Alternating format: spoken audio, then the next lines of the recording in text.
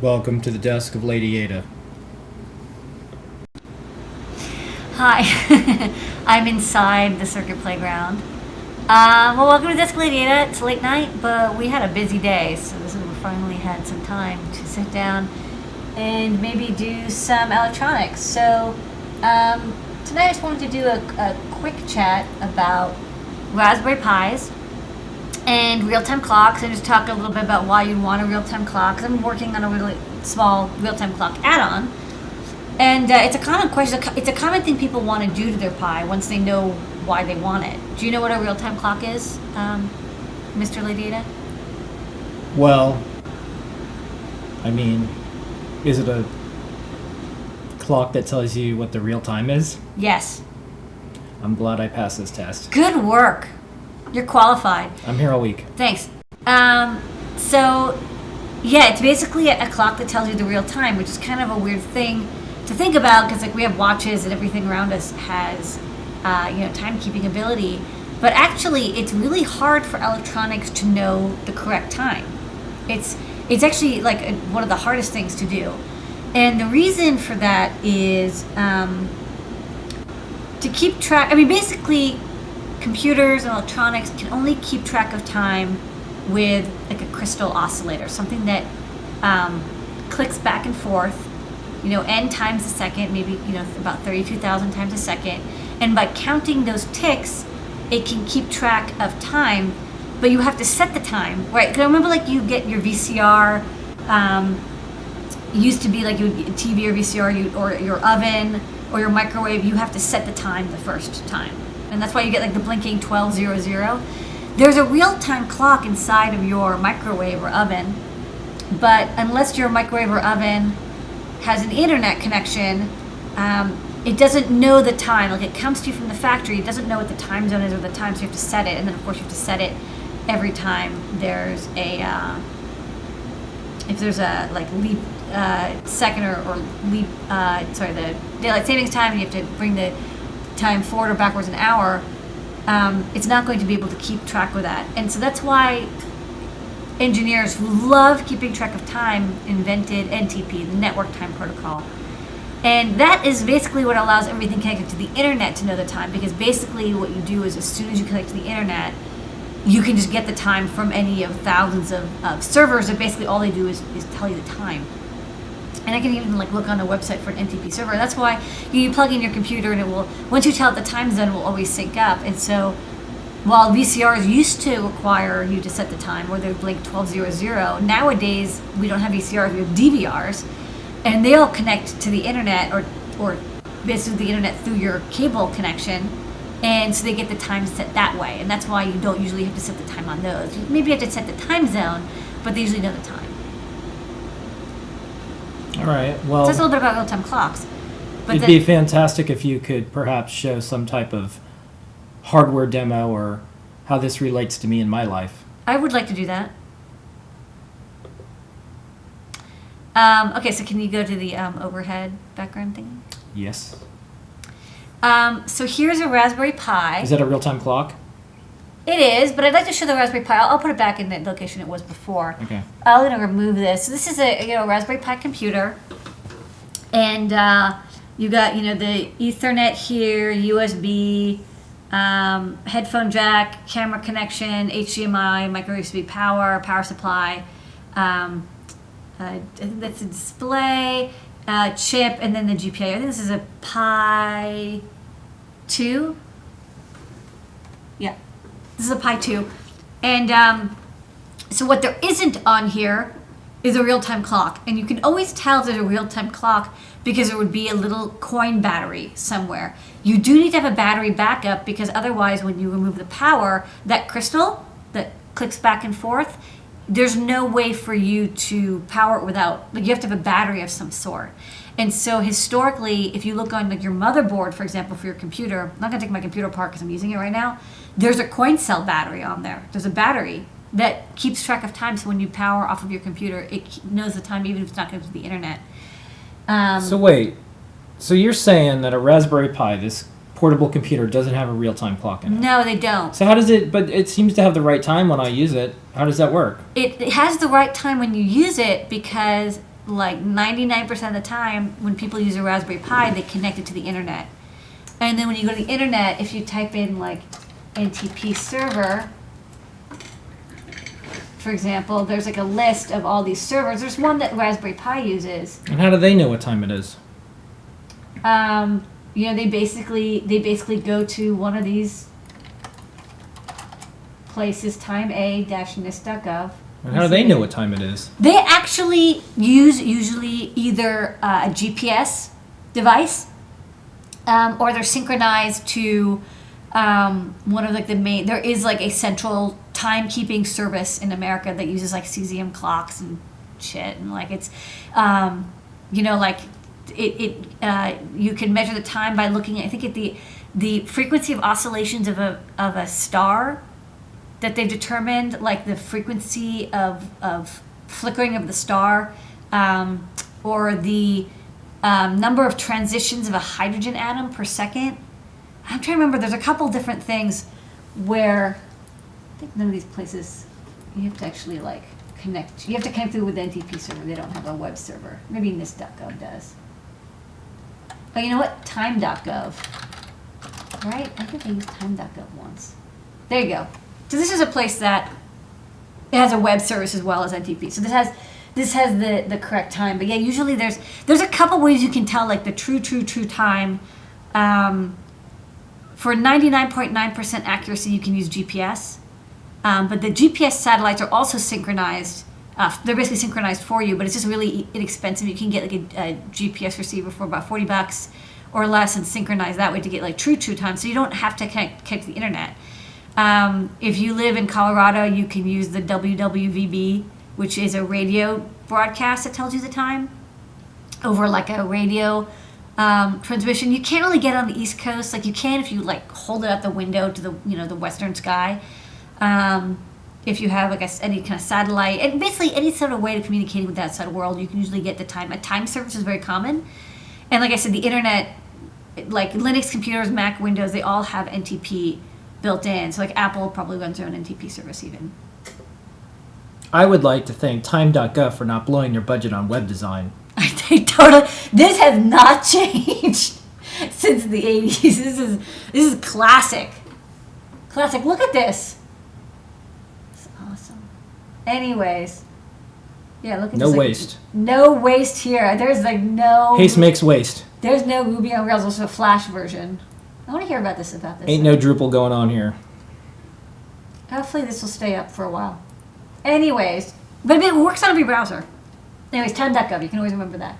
So basically, the equivalent for your Raspberry Pi, if you have an Ethernet cable or Wi-Fi that can connect, it will go and basically visit time.gov, an equivalent, and say, what time is it? 12:47 p.m., and you set it to the time zone. But if you don't have it connected to the internet, maybe you're doing some data logging, or maybe the internet connection is if you're building like a clock, right? Some people just want to build like a gigantic wall clock with a Raspberry Pi, or they want to have something that occurs at a regular basis, but they don't want to depend on the internet connection. You can get a separate real-time clock module, and you wire it up. Veggie Vampire says you can ping Google and they do the time, I guess. Oh, yeah? Yeah, you can do stuff try with that Google. later. Okay. Anyways. All right, so this is what time to go. is. All right. Okay, so can you go to the overheady version again? Yeah. Okay, so this is a real-time clock module. So this is one I just designed. You can DIY your own. You can buy real-time clock chips. And so this is that coin cell battery. See, there's like a battery in there. So even a battery this small will last like 10 years. They last forever. These real-time clocks don't need much battery, but they do need some. And on the bottom, this is the crystal over here. And this is the real-time clock chip. And then there's a couple components it just needs to run well. And basically, chip plus crystal plus battery is all you need for real-time clock. Sometimes the crystal's inside of the chip for more expensive, calibrated oscillators. But, this type where you have it external is also fine. It's not that expensive. And it takes a little bit more space, but it costs less to have two parts rather than having it all integrated. And then on top, there's a little coin cell holder with the coin cell that you can pull out. Do that. And then when the coin cell's out, it loses the time.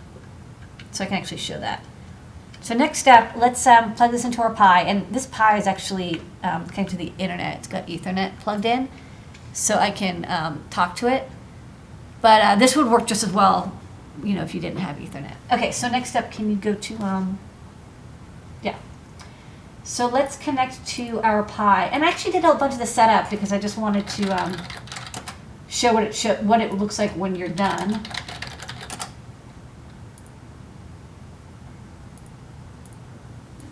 Hold on, let me go to.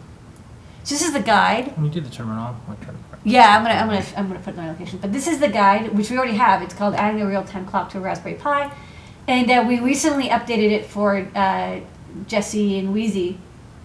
So first up, you set I2C, which is the way that the chip communicates with the Raspberry Pi, and then once you have that working, you basically can say, okay, list me all the I2C devices. On a somewhat related note, there's a vote to call this a microbonnet. I don't know what to call it. It's not really a bonnet. There's just a vote. I know. Votes don't really count, it's the though. thing. I want it to be as small as possible, so you could plug either somewhere. Anyways, it uses address 60 and then 8. You have to kind of look at. This is like the 60 series, and this is 8 down here. So where these two lines cross, and it's already installed, so it gets UU. I don't know why it says UU, but basically it doesn't have 2 dashes. And you have to basically set up a device tree overlay. This is actually kind of nice. By setting up the overlay, you don't have to do nearly as much work. So, what's up? There's 2 votes for microbonnet. Oh, man. So you set I2C on, and there's all these commands are in the tutorial. I'm not going to go through the whole thing. And then you set up the device tree overlay, and in this case, I'm using the PCF 8523.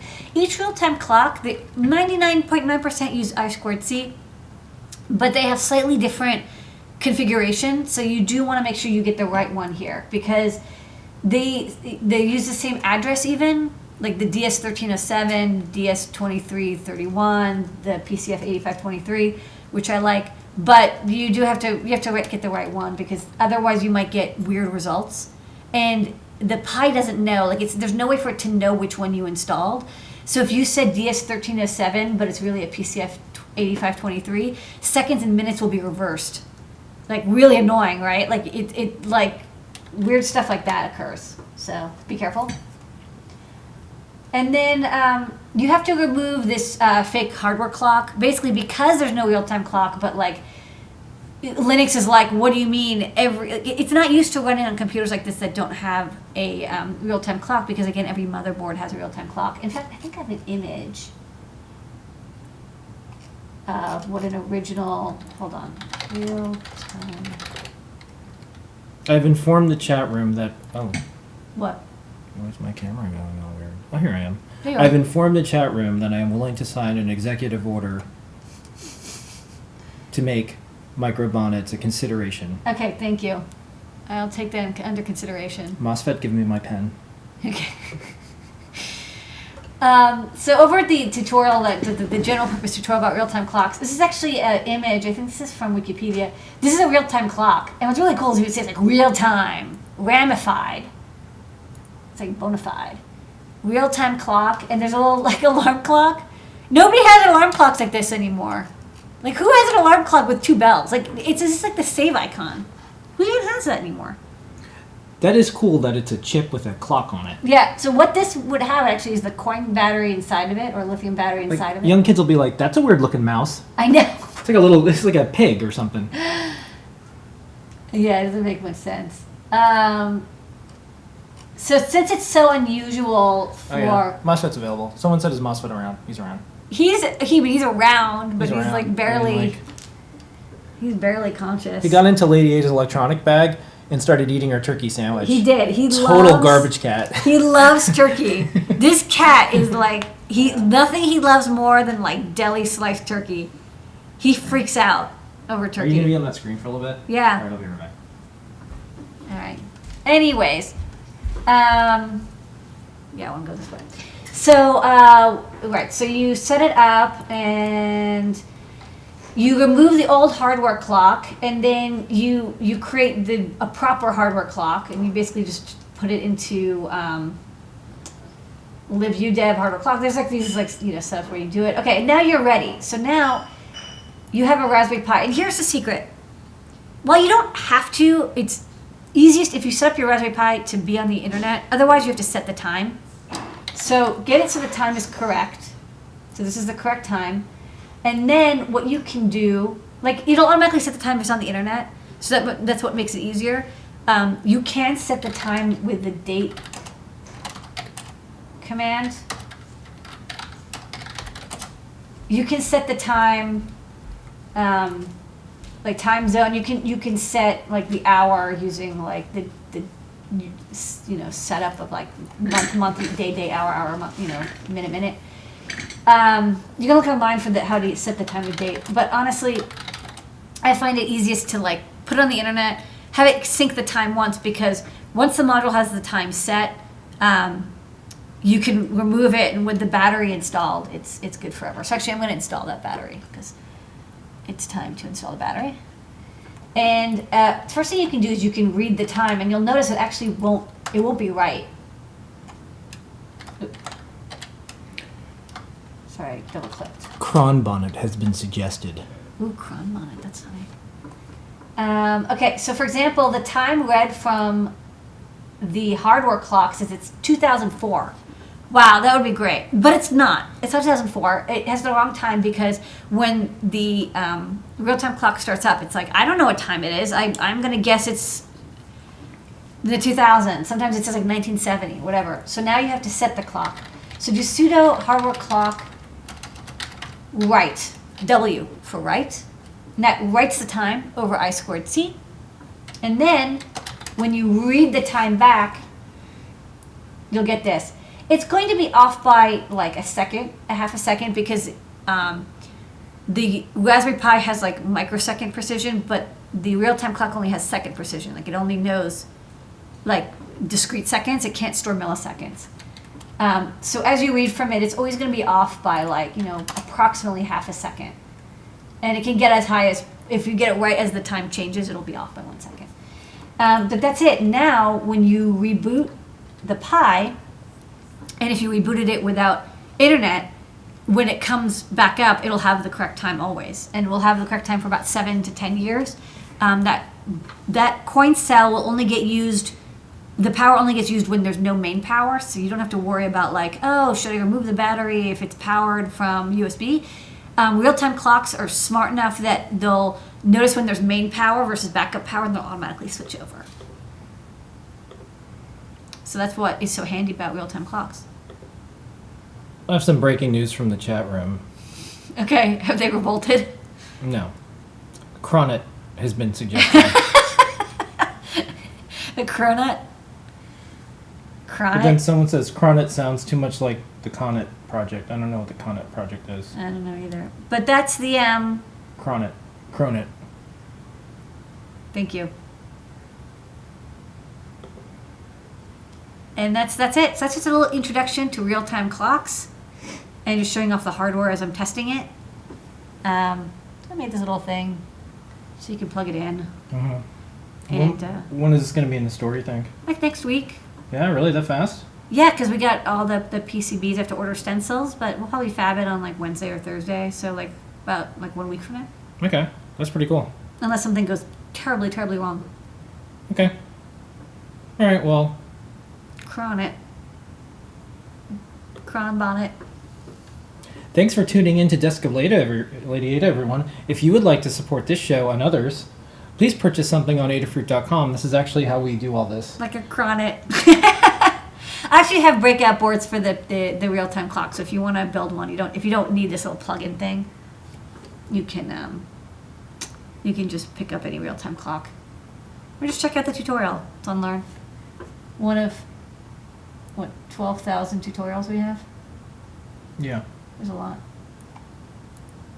The Connet project is a collection of recordings of supposed numbers, stations, and odd radio broadcasts. I'm gonna check that out. That sounds exactly like something I Yeah, would we like. should we should have like a little kit to make a number station. I think it'll be cool. Okay. Well, that's the desk of Lady Ada. Yeah. This one was about time, Time. reflection, Yes. 2004. to be able to look back at one's life with satisfaction, Lady Ada, Yes. is to live twice. Very deep. Yes. Thank you so much. That's the desk of Lady Ada. Thanks, everybody. We'll be here all weekend. Yeah. We'll do some more broadcasts. Maybe we'll have some fun broadcast tomorrow. Can't talk about what it would be about, but It'll be neat. it'll be pretty cool. We have some things. We have some special It'll be super cool. Special things. Y'all are gonna like it. You're Thanks gonna for like watching. Hit like, subscribe, and all that stuff. Pick up a kit. We'll keep doing this because, like, I really feel like we got to keep doing this. If you know what I'm talking about, you know what I'm talking about. You know what I'm talking about. Look at this cool art. We got some stuff going on. There's nice art. Yeah, this is footage from us loading our reels for a pick and place machine, in case you're wondering. And then in the background of Lady Ada, this is our prototype run that we've been doing for Circuit Playground M0, also called Express. We did a very limited run to get the first round to our partners that are getting these early. So, you know. These are pretty cool videos, and then I like the overhead. Can you go back to the overhead? Yeah, sure. This is Do neat. whatever you want. Look, I can talk about Raspberry Pi. Like, Yeah. I think everyone should be excited. Yeah, But look at how we're neat really this we're is. really pushing what's possible with electronic videos. You can like, Yeah. you can grab the chip. I'm crashing your CPU. I'm crashing it. Yeah. Crashing. All right, that's Or it. maybe just squeezing it gently. Good night. Later, folks.